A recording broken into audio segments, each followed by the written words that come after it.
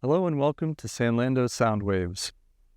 I'm Ryan Richardson, and this is week 26, day 126, and today we are reading from 2 Samuel chapter 15, verses 1 through 6. In the course of time, Absalom provided himself with a chariot and horses and with 50 men to run ahead of him. He would get up early and stand by the side of the road leading to the city gate. Whenever anyone came with a complaint to be placed before the king for a decision, Absalom would call out to him, "What town are you from?" He would answer, "Your servant is from one of the tribes of Israel." Then Absalom would say to him, "Look, your claims are valid and proper, but there is no representative of the king to hear you." And Absalom would add, "If only I were appointed judge in the land.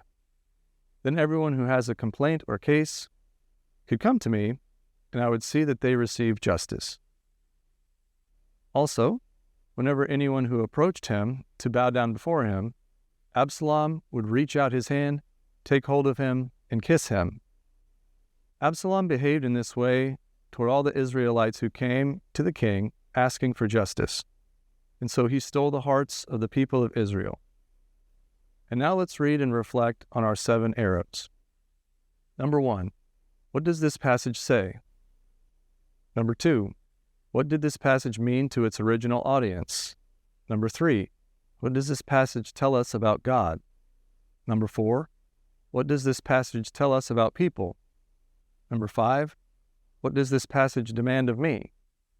Number 6, how does this passage change the way I relate to people?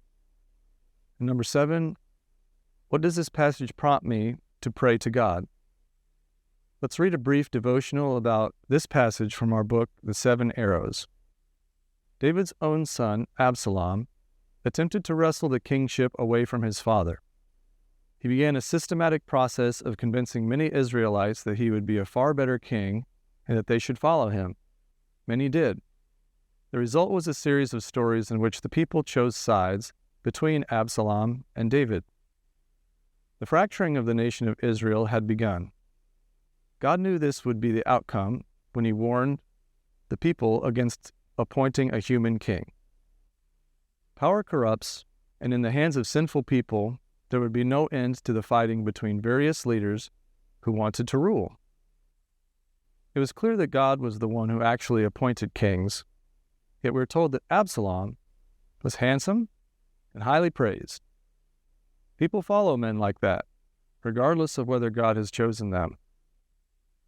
We're reminded through the story of Absalom that we must be careful who we follow, because some leaders will cause us great harm. Thanks for joining us. We hope to see you again tomorrow.